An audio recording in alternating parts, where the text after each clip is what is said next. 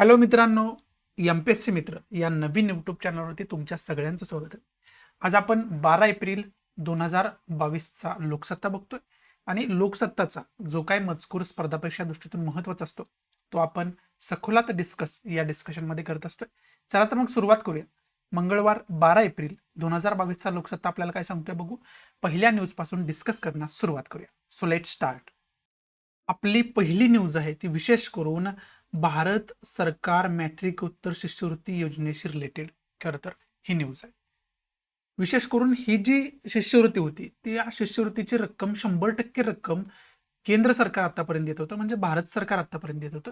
परंतु आता त्या 100%तील 60% रक्कम भारत सरकार देणार आहे आणि 40% रक्कम जी आहे ते राज्य सरकार देणार असलेलं पाहावयास मिळतं आपल्याला. त्यामुळं या पॉलिसीवरती केंद्र सरकारच्या, म्हणजे ही पॉलिसी काय तर 60% आता केंद्र सरकार रक्कम भरणार आणि 40% भार जो आहे तो राज्य सरकारला उचलावा लागणार आहे.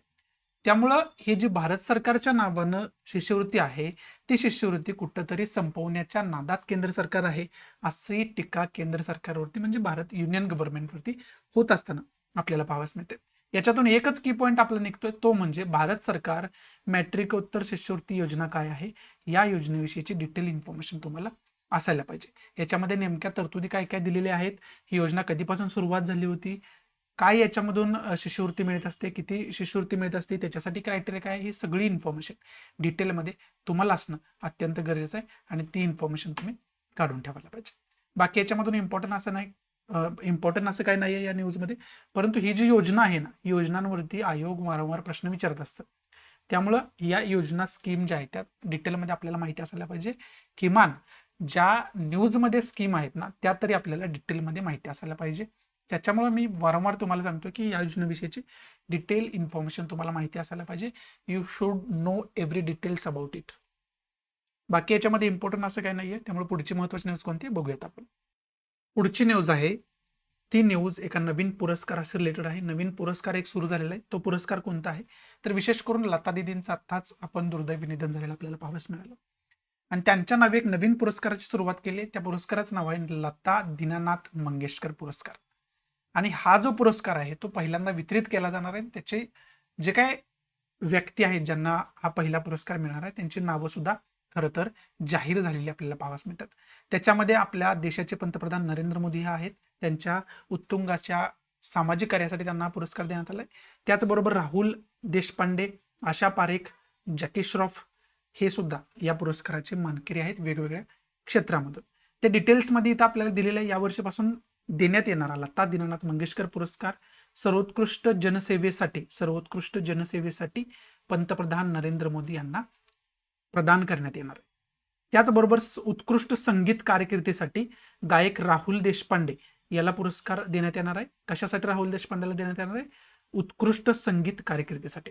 चित्रपटातील सर्वोत्कृष्ट कारकिर्दीसाठी म्हणजे अभिनयासाठी अभिनेत्री आशा पारेख आणि जॉकी श्रॉफ या दोघांना हा पुरस्कार देण्यात येणार आहे.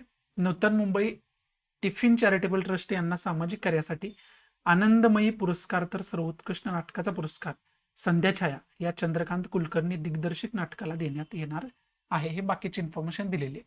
परंतु याच्यामध्ये महत्वाचा पॉइंट जो आहे आपला, तो महत्वाचा पॉइंट कोणता आहे तर तो महत्वाचा पॉइंट हा आहे की पंतप्रधान नरेंद्र मोदींना सर्वोत्कृष्ट जनसेवेसाठी पुरस्कार मिळतोय.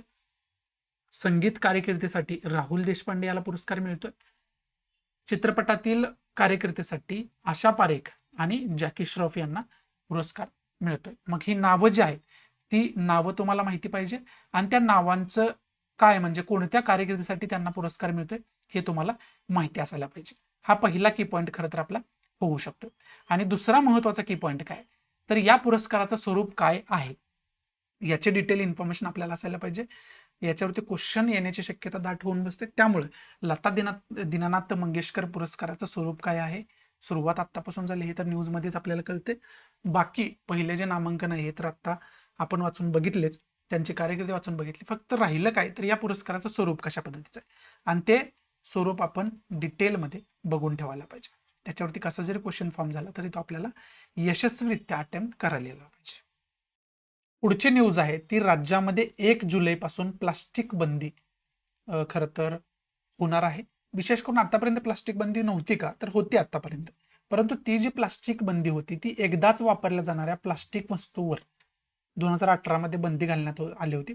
परंतु आता जी बंदी 1 जुलैपासून घालण्यात येणार आहे ती प्रामुख्याने पिशव्या असतील, ताटे, वाट्या, ग्लास, काटे चमचे असतील, अन्नपदार्थ असतील, अन्नपदार्थ म्हणजे अन्नपदार्थ ठेवण्याचे जे काही ट्रे वगैरे असतात ते असतील, मिठाई ठेवण्याचे ट्रे वगैरे असतील किंवा पॅकेजिंगसाठी वापरण्यात येणाऱ्या प्लास्टिकचा समावेश त्याच्यामध्ये आहे.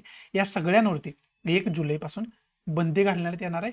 त्याचबरोबर याच्या वापरावरच बंदी नाही, तर त्याचं उत्पादन करणं, त्याची आयात करणं, त्याची साठवणूक करणं, त्याची वाहतूक करणं, वितरण करणं, विक्री करणं किंवा वापर करणं या सगळ्यांवरतीच 1 जुलैपासून बंदी घालण्यात येणार आहे. आणि तसा केंद्र शासनाचा आदेशच आहे, तसा प्रस्ताव केंद्र शासनाचा आहे आणि केंद्राच्या अधिसूचनेनुसार राज्य सरकारचा हा निर्णय झालेला आपल्याला या ठिकाणी पाहाव्यास मिळतं. त्यामुळे हा जो नियम आहे तो खूप महत्त्वाचा आहे असं आपण या ठिकाणी म्हणू शकतो. आणि जलप्रदूषण असू द्या किंवा जे काही बाकीचं प्रदूषण होते ते असू द्या, त्या सगळ्यात महत्त्वाचा पारड ठरतोय तो प्लास्टिक. त्यामुळे प्लास्टिकवरती खऱ्या अर्थानं बंदी घालण्याचं हे कार्य केंद्र सरकारचं आणि राज्यांचं चालू असलेलं या ठिकाणी पाहावयास मिळतं. त्यामुळं याचा अभ्यास तुम्ही एन्व्हायरमेंटच्या दृष्टीतून करणं कुठंतरी गरजेचं आहे. त्या दृष्टीतून आपण याचा डिटेलमध्ये अभ्यास करणं अत्यंत गरजेचं आहे. बाकीच्यामध्ये इम्पॉर्टंट असं काही नाहीये. बरं, आता याच्यातून एक पॉईंट तुम्हाला सांगायचा मला, तो म्हणजे याच्या रिलेटेड कोणता ऍक्ट बनवलाय का तो फक्त बघून ठेवा. याच्या रिलेटेड कोणता जर ऍक्ट बनवला असेल तर त्या ऍक्टचा फक्त अभ्यास करून ठेवा. त्याच्यावरती सुद्धा क्वेश्चन कदाचित येऊ शकतोय. पुढची न्यूज आहे ती विशेष करून मोदी आणि जो बायडन यांच्यामध्ये चर्चा झालेली आपल्याला पाहावयास मिळाली. त्याचबरोबर त्याच्यामध्ये परराष्ट्र मंत्री वगैरे दोन्ही देशांचे उपस्थित होते आणि त्याच्यामध्ये विशेष करून जे काय रशिया युक्रेन संघर्ष सुरू आहे, युद्ध सुरू आहे, त्याच्यावरती चर्चा झाली. विशेष करून युद्ध परिणामांचे व्यवस्थापन आपण करायला पाहिजे याच्यावरती सुद्धा त्यांची चर्चा झालेली आपल्याला पाहावयास मिळतं. आणि नरेंद्र मोदींनी पहिल्यांदाच सांगितलं की ज्या काय न्यूज येत आहेत युक्रेनमधून सामान्य नागरिक वगैरे मारले जातात त्याच्याविषयी भारत चिंताजनक आहे. त्याचा भारत डायरेक्टली निषेध करतोय. त्याची निष्पक्षपाती चौकशी व्हायला पाहिजे असं भारतानं पहिल्यांदाच सांगितलं. आणि त्याच्यामध्ये विशेष करून जो बायडन यांचा स्टँड जो होता तो सुद्धा तशा पद्धतीचाच होता की आपण लवकरात लवकर याच्यावरती सोल्युशन काढायला पाहिजे आणि या युद्धामुळे जे काही परिणाम होत आहेत त्या परिणामांवरती सुद्धा आपल्याला वारंवार चर्चा करणं गरजेचं आहे, सोल्युशन काढणं गरजेचं आहे. त्यामुळे आपली वारंवार त्याच्याविषयी चर्चा झाली पाहिजे असं सुद्धा त्यांनी त्या डिस्कशनमध्ये सांगितलेलं आपल्याला पाहावयास मिळालं. त्याचबरोबर विशेष करून आता बाकी जे युरोपियन कंट्रीज आहेत, ज्या काही युरोपियन कंट्रीज आहेत आणि USA आहेत, यांनी काय केलं होतं तर रशियावरती सँक्शन्स लादले होते. सँक्शन्स म्हणजे काय तर त्यांच्याकडून गॅस खरेदी करायचं नाही, ऑइल खरेदी करायचं नाही रशियाकडून, म्हणजे त्यांना मार्केट अवेलेबल होणार नाही आणि त्यांच्या इकॉनॉमीची एक प्रकारे कोंडी होईल असं त्यांनी सँक्शन्स लावलं होतं. सँक्शन्स म्हणजे काय तर प्रतिबंध. परंतु त्यांनी त्यानंतर काय केलं तर चायना असेल, पाकिस्तान असेल, इंडिया असेल यांना स्वस्तात ऑइल ऑफर केली आणि आपण ती ऑइल ऑफर स्वीकारली सुद्धा आणि स्वस्तात ऑइल खरेदी करणं आपण मान्य सुद्धा केलं. कारण का तर इंडियामध्ये ऑइलच्या किमती मोठ्या प्रमाणात वाढत होत्या आणि त्याच्याशिवाय आपल्याला पर्याय नव्हता आपल्यासमोर आणि आपल्यावरती कोणीही दबाव आणू शकत नाही. कारण आपण एक स्वतंत्र देश आहोत, लोकशाही देश आहोत आणि त्याचा प्रत्यय सगळ्या जगाला पुन्हा एकदा आलेला आपल्याला खरं तर पाहावयास मिळतं. आणि ज्या वेळेस रशियानं तशी ऑफर केली होती त्यावेळेस UK असू द्या किंवा USA असू द्या यांच्याकडून जवळजवळ भारताला धमकावण्यात आलं होतं भारताचं नाव न घेता. त्यांनी सांगितलं होतं USA जे ऑफिसर्स आहेत त्यांनी सांगितलं होतं की सँक्शनच्या विरोधात कोणती कंट्री रशियासोबत व्यवहार करत असेल तर त्या कंट्रीला याचे परिणाम भोगावे लागतील असं USA कडून सांगण्यात आलं होतं. परंतु तशा पद्धतीच्या धमक्यांना न जुमानता भारतानं इंडिपेंडंट निर्णय घेतला आणि ती जी डील आहे ती स्वीकारलेली आपल्याला पाहावयास मिळालं होतं. परंतु जे काय प्रशासनात असलेले अस्वस्थता आहे त्या पार्श्वभूमीवरच खरं तर ही बैठक होती आणि त्याच्यामध्ये सकारात्मक चर्चा झाली आपल्याला पाहावयास मिळाली. त्याच्यामध्ये थोडक्यात बायडन काय म्हणाले हे जर बघितलं तर आपल्यातील संवाद आणि सल्लामसलत अशी सुरू ठेवणे आवश्यक आहे. अमेरिका आणि भारतातील संबंध अधिक दृढ होत जावेत हा त्यामागील उद्देश आहे असं त्यांनी डायरेक्टली सांगितलं. मोदी काय म्हणाले तर युक्रेनमधील परिस्थिती अतिशय चिंताजनक असताना आजची चर्चा होत आहे. भारत आणि अमेरिका परस्परांचे नैसर्गिक भागीदार आहेत असं त्यांनी सांगितलेलं आपल्याला पाहावयास मिळालं.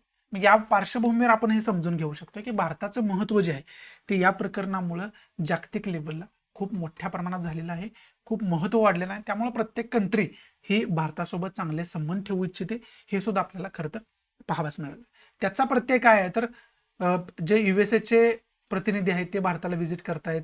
त्यानंतर ऑस्ट्रेलियाचे म्हटलं तरी सुद्धा आपण ते नाकारू शकत नाही. त्याचबरोबर इस्रायलचे जे प्रतिनिधी आहेत ते सुद्धा खरं तर इंडियाला आपण म्हणू शकतो की भेटी देत आहेत. त्यामुळं ह्या सगळ्या देशांचा आपल्याकडे झुकाव आणि त्याचबरोबर युरोपियन कंट्रीज जे आहेत त्या युरोपियन कंट्रीज बऱ्यापैकी त्यांचे ऑफिशियल जे आहेत ते इंडियाला भेटी देत आहेत, इंडियासोबत संवाद साधतायत. मग ते फिजिकली भेटी देत आहेत किंवा व्हर्च्युअल मीटिंगद्वारे संवाद साधतायत आणि चांगले संबंध टायअप करण्याचा प्रयत्न करतायत. त्याचबरोबर फ्री ट्रेड ॲग्रीमेंट ऑस्ट्रेलियासोबत आपला झालेला युएसए सोबत आपल्याला आपण झालेला बघितला होता. त्याचबरोबर युनायटेड अरब अमिरात सोबत झालेला आपण बघितला होता. त्यामुळे हे जे सगळे देश आहेत यांच्यासोबत आपले चांगले संबंध डेव्हलप होत आहेत असं आपण म्हणू शकतोय. मला वाटते free trade agreement United Arab अमिरात सोबत एक झाला होता, आपण UAE ज्याला आपण म्हणतो, आणि दुसरा जो झाला तो मला वाटतं ऑस्ट्रेलिया सोबत झाला होता. हे फक्त ऑस्ट्रेलिया आहे का USA आहे ते फक्त तुम्ही बघून घ्या. फ्री ट्रेड ॲग्रीमेंट आपला कोणाकोणासोबत झालाय तो मुक्त व्यापार करार ज्याला आपण म्हणतो. त्यामुळं एक भारताचं जे काही स्टेटस आहे ते स्टेटस उंचावतंय असं आपण या ठिकाणी म्हणू शकतो. बाकी याच्यामध्ये इम्पॉर्टंट असं काय नाही, फक्त एक केस स्टडी म्हणून हे जगामध्ये काय चाललंय हे सगळं तुम्हाला माहिती पाहिजे ना. भारत आता कुठं पोझिशन आहे भारताची हे सुद्धा आपल्याला डिटेलमध्ये माहिती असणं अत्यंत गरजेचं आहे. पुढची जी न्यूज आहे ही न्यूज आहे ती पॉलिटिकल न्यूज आहे, ती आपल्यासाठी अजिबात इम्पॉर्टंट नाहीये. ही जी न्यूज आहे ती इम्पॉर्टंट आहे तशी कारण 23वे पंतप्रधान पाकिस्तानचे म्हणून शहबाज शरीफ यांची नियुक्ती बिनविरोध निवड झालेली आपल्याला पाहावयास मिळते. हे नवाज शरीफ जे आहेत ना त्यांचे बंधू आहेत आणि ही सुद्धा पर्सनॅलिटी खूप कॉन्ट्रोवर्सी अगोदरपासून ठरलेली आहे, कॉन्ट्रोवर्शियल. त्यामुळे यांच्याविषयीची छोटीशी इन्फॉर्मेशन आपल्याकडे असणं कुठेतरी गरजेचं आहे. 23वे हे पंतप्रधान आहेत हे सुद्धा चांगल्या पद्धतीने तुम्ही लक्षात ठेवण्याचा प्रयत्न करा. आणि या प्रकरणामुळे विशेष करून नो कॉन्फिडन्स मोशन, अविश्वास ठराव ज्याला आपण म्हणतो, ते अविश्वास ठराव जो आहे तो अविश्वास ठराव जास्त गाजला. त्यामुळे ही जी संकल्पना आहे अविश्वास ठरावाची ती संकल्पना आपल्याला माहिती असायला पाहिजे. भारतीय राज्यघटनेमध्ये याच्याविषयी काय तरतूद आहे त्या तरतूद सुद्धा आपण बघायला पाहिजे. त्याच्या रिलेटेड कलम कोणते आहेत ते सुद्धा आपण बघायला पाहिजे. तसा विचार केला तर भारतीय राज्यघटनेमध्ये नो कॉन्फिडन्स मोशन अशा पद्धतीचा कोणताही उल्लेख नाहीये, परंतु इनडिरेक्टली भारतीय राज्यघटनेमध्ये काय तरतुदी आहेत ते आपण डिटेलमध्ये बघून ठेवायला पाहिजे. इथं खरं तर आजचा आपला लोकसत्ता जो आहे तो समाप्त मी करतोय. जो काही महत्त्वाचा मजकूर होता स्पर्धा परीक्षा दृष्टीतून तो आपण सखोलात डिस्कस करण्याचा प्रयत्न केला. आशा आहे की मी तुम्हाला चांगल्या पद्धतीनं याचं एक्सप्लेनेशन देऊ शकलो असेल. जर आवडत असेल तर प्लीज लाईक करा, नसेल तर डिसलाईक करा आणि डिसलाईक का केलं हे कमेंटमध्ये नक्की सांगा, जेणेकरून तुमच्या इन्स्ट्रक्शननुसार त्याच्यामध्ये मी इम्प्रोव्हायझेशन करू शकेन. सो या ठिकाणी तुमची रजा घेतो. भेटू आपण नवीन अशाच इंटरेस्टिंग लेक्चरमध्ये. तोपर्यंत thanks for watching. Good bye, take care, जय हिंद.